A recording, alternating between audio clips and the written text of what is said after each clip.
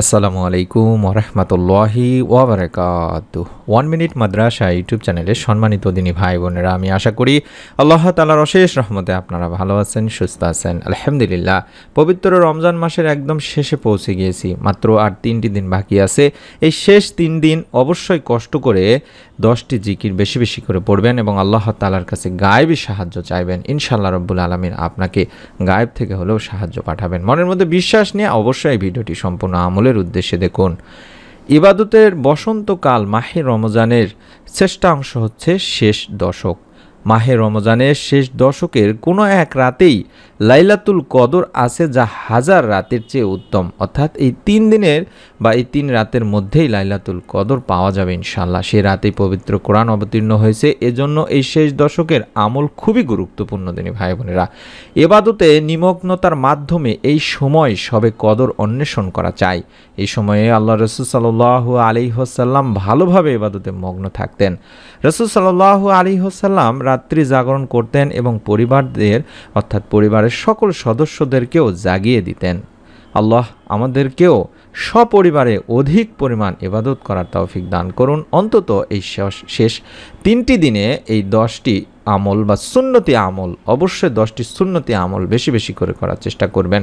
এই 10টি আমলের মধ্যে 1 নম্বর হলো রমাদানের সাধারণ আমলগুলো এই দশকে আরও বেশি গুরুত্বের সাথে সম্পাদন করা। অর্থাৎ যে আমলগুলো আমরা নিয়মিত করে থাকি সেই আমলগুলো বেশি বেশি করে করার তৌফিক যেন আল্লাহ তাআলা দান করেন, তার জন্য বেশি বেশি করে আল্লাহ তাআলার কাছে সাহায্য চাইবেন। 2 নম্বর হলো ইতিকাফ করতে হবে। অবশ্যই যদি সম্ভব হয় 10 দিন, পুরো শেষের 10 দিনই ইতিকাফ করা।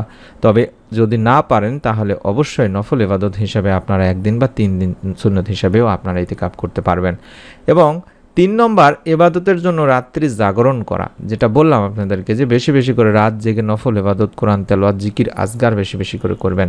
4 নম্বর পরিবারের সদস্যদের রাত্রি জাগরণে উদ্বুদ্ধ করতে হবে, বেশি বেশি করে তাদেরকেও জাগিয়ে দিতে হবে যেন তারাও বেশি ইবাদত করতে পারেন। 5 নম্বর কোমর বেঁধে ইবাদতে মশগুল হওয়া বা ইবাদতের জন্য সর্বাত্মক চেষ্টা করা। 6 নম্বর যে কোনো সময়ের চেয়ে ইবাদতের জন্য অধিক পরিমাণ সাধন করা। 7 নম্বর প্রতি রাতে বিশেষ করে যে 3টি বেজোর রাত রয়েছে, শেষের যে বেজোর রাত, ওই বেজোর রাতগুলোতে আপনাকে শবে কদরের অবশ্যই আশায় ইবাদত বেশি বেশি করে করতে হবে দিনী ভাই বোনেরা। কারণ শবে কদর বা লাইলাতুল কদর অত্যন্ত গুরুত্বপূর্ণ একটি রাত, যেটা নিয়ে আমাদের চ্যানেলে অলরেডি আমরা ভিডিও দিয়ে দিয়েছি। আশা করছি আপনারা আমাদের চ্যানেল থেকে ভিডিওটি দেখে নেবেন। তাছাড়াও আল্লাহ রাসূল সাল্লাল্লাহু আলাইহি ওয়াসাল্লাম রমজানের শেষ দশকে বেজোর রাতে কদর তালাশ করতে বলেছেন। হযরত আয়েশা রাদিয়াল্লাহু তাআলা আনহা থেকেও বর্ণিত, আল্লাহ রাসূল সাল্লাল্লাহু আলাইহি ওয়াসাল্লাম বলেছেন, তোমরা রমজানের শেষ দশকের বেজোর রাতে লাইলাতুল কদরের অনুসন্ধান করো। এটি বুখারী এবং মুসলিম শরীফের সহিহ একটি হাদিস।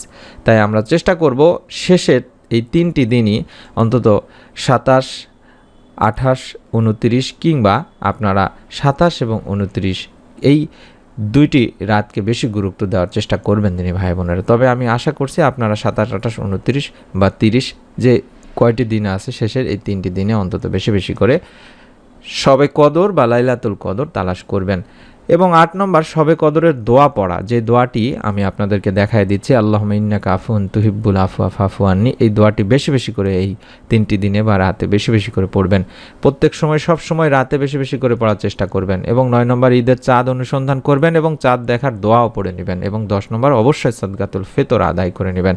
আমি অনুরোধ করছি আপনাদেরকে অবশ্যই এই 10টি সুন্নতি আমল অবশ্যই করবেন এবং বেশি বেশি আল্লাহ তাআলার কাছে জিকির করবেন, যে জিকিরগুলো আমরা প্রত্যেক ভিডিওতেই শিখিয়ে দিয়ে থাকি। সুবহানাল্লাহ, আলহামদুলিল্লাহ, লা ইলাহা ইল্লাল্লাহু, আল্লাহু আকবার। এই জিকিরগুলো অত্যন্ত কার্যকরী জিকির দিনী ভাই বোনেরা। আমি আশা করছি আপনারা এই 3টি দিন অন্তত বেশি বেশি করে জিকির করবেন, বেশি বেশি করে ইবাদত করবেন, আল্লাহ তাআলার কাছে আপনার গুনাহের জন্য মাপ চাইবেন এবং রিজিকে বরকত চাইবেন, গায়েব থেকে সাহায্য চাইবেন। আশা করি রব্বুল আলামিন আপনাদেরকেও নিরাশ করবেন না। মনের মধ্যে বিশ্বাস নিয়ে অবশ্যই আমলগুলো করার চেষ্টা করবেন এবং নিজে করবেন, আপনার নিকট আত্মীয়স্বজনদেরকেও করার জন্য বলবেন। নতুন আমলের ভিডিও পাওয়ার জন্য অবশ্যই অনুরোধ করছি চ্যানেলটির সঙ্গে থাকার অর্থাৎ সাবস্ক্রাইব করে রাখার। সকলে ভালো থাকুন, সুস্থ থাকুন। আসসালামু আলাইকুম ওয়া রাহমাতুল্লাহি ওয়া বারাকাতুহু।